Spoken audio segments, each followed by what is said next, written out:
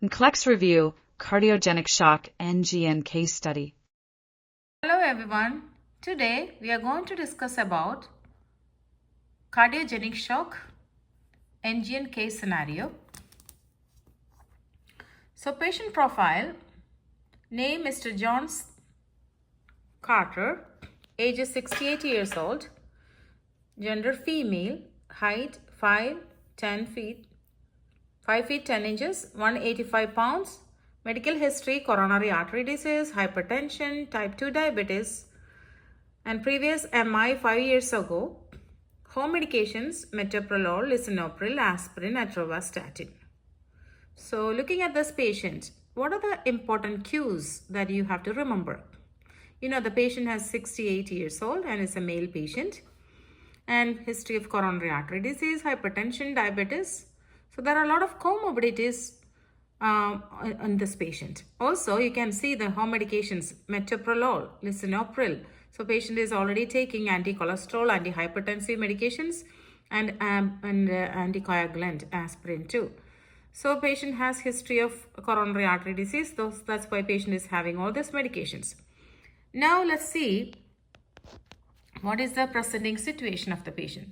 So presenting situation, the patient came in with emergency department complaining severe chest pain radiating to the left arm for the past 2 hours associated with shortness of breath, diaphoresis and nausea.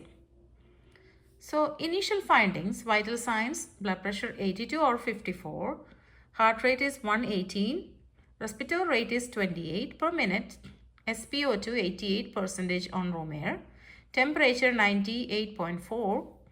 And looking at the vital signs, do you see anything abnormal? See, the blood pressure seems like abnormal. What about saturation? That also abnormal, it's 88%. So patient definitely having respiratory problem and also low cardiac output, and you see the blood pressure is low. So let's see the physical examination findings. That's cool and clammy skin. That shows the lack of perfusion, crackles and heard bilaterally in lungs. That means the fluid infiltration. Jugular vein distension. That means the backflow, and it could be a sign of fluid overload. Decreased urinary output. That means something is going on with the cardiac output. Altered mental status and confusion, and patient is restless. Looking at all these cues, there is a severe problem is happening. It could be hypotension. Definitely we know there is decreased cardiac output and urinary output is decreased. There is a correlation between the blood pressure and urinary output. So definitely there will be lack of perfusion. That shows the cool and clammy skin. So what could be a best nursing intervention for this patient?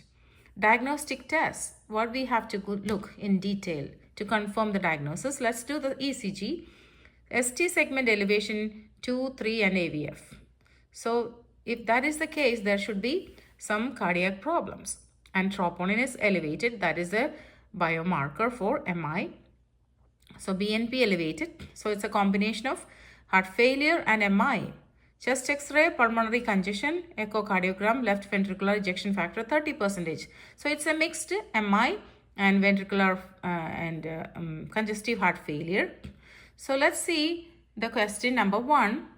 Recognize the cues on this patient. So look at the findings. Which findings are consistent with cardiogenic shock? Okay. Number 1, hypotension. So hypotension, what do you think about hypotension? Is it a sign of cardiogenic shock? Okay. Warm, flushed skin. So is it? Yes or no? Crackles in lungs. Think about. Because of fluid infiltration. Decreased urinary output. We already said that. Elevated ejection fraction. Altered mental status. So hypotension, of course, there is a chance. Warm, flushed skin. So if there is low perfusion, it should be cool, clammy skin. Crackles in the lungs, that is also expected because of the less ejection fraction. Decreased urinary output because of the hypotension. Elevated ejection fraction that is not a cardiogenic shock symptom. Altered metal status. So these are the correct answers. Hypotension, crackles in lungs, decreased urinary output, altered metal status. So these are the classic symptom of cardiogenic shock. Next, analyze the cues. Which condition is mostly cause the patient's current status? Hypovolemic shock or septic shock? What do you think? What are the clinical manifestations of hypovolemic shock? So, it is cardiogenic shock because we already said the clinical manifestations. So, rationale is acute MI, decreased myocardial contractility, reduced cardiac output leads to systemic hypoperfusion. So, that is the pathophysiology of this cardiogenic shock. Prioritize hypothesis. So what is your prioritization for this patient? What is the management? What problem is the priority concern? Impaired gas exchange, decreased cardiac output, fluid volume excess and acute pain. In this case, what is happening related to pathophysiology? What is the major problem that you see? Impaired gas exchange, decreased cardiac output, fluid volume excess, acute pain. Think about the pathophysiology of this condition. Is it impaired gas exchange? Is it something happening in the lungs or something happening in the heart? Okay, so it's pertaining to the heart problem. So it is basically decreased cardiac output. If you fix that problem, of course, everything is going to be resolved. Generate solution. So what is your management for this? Administer IV fluid rapidly. Initiate oxygen therapy, prepare for vasopressin therapy, administer inotrope medication. So what makes the patient better? Select all that apply. Position patient in supine with leg elevated. Prepare for possible mechanical support. So administer IV fluids rapidly. Initiate oxygen therapy. So what do you think? Do we have to infuse IV? Or what is the importance of IV infusion at this point? Okay, check initiate oxygen therapy. Is it needed? Prepare for vascular therapy, vasopressin therapy. So to improve the blood pressure. Administer inotropic. What do you think? Position patient supine with legs elevated. Legs elevated supine. Is it a good position for this condition? Okay. Prepare for possible mechanical support. Intra-aortic balloon pump. So what is happening here? The patient has low perfusion. So what improves the perfusion? Number one, initiate oxygen therapy. Prepare for vasopressin therapy to improve the blood pressure. Administer inotropic medications also for increasing the blood pressure. And also prepare for possible mechanical support. Okay. So these are the managements to decrease the workload of the heart. IV fluids are used cautiously in cardiogenic shock due to risk of pulmonary edema. Also, we know that patient has ejection fraction is less. So patient is already having the symptoms of fluid overload and congestive heart failure with the crackles and rails and everything. So place the following nursing action in order. In correct order. Apply supplemental oxygen, notify healthcare provider, obtain continuous cardiac monitoring, administer prescribed inotropic medication. So what is your first nursing intervention?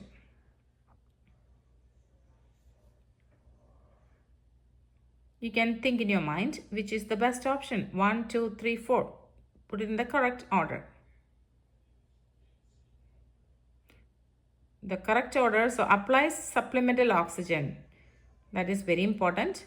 Then do you have to notify the healthcare provider or obtain continuous cardiac monitor? What is the best option? So 1, 3, then notify and administer prescribed inotrope medication. This is the order. Then how do you evaluate outcomes based on the findings? Blood pressure increased. So that's a positive outcome. Lung crackles worsened. That's the negative outcome. Urine output increased. That's a good outcome. Improved level of consciousness. Great. SpO2 remains 80. Is it improved? No. So this is the BP increased, urine output increased, improved level of consciousness. So see, there's a signs of improvement. So key NCLEX takeaways: cardiogenic shock, it's a pump failure. Common causes: acute MI, hallmark hypotension, pulmonary congestion, low urinary output because of the lack of perfusion, low urinary output because of lack of blood circulation in the body, and improve cardiac contractility, reduce afterload, and support oxygen. So these are the treatment focus: improve cardiac contractility, improve the circulation, reduce afterload, give medications to improve contractility, reduce afterload. That means do not have too much pressure in the ventricle. So, but we have to we need forceful contractions, and reduce the resistance to push the blood through the aorta and support oxygenation. So these are the management for cardiogenic shock. So please comment if you need further clarification on anything. So I hope you understand the cardiogenic shock. So let's see the next video, and please let me know which topic you want to review.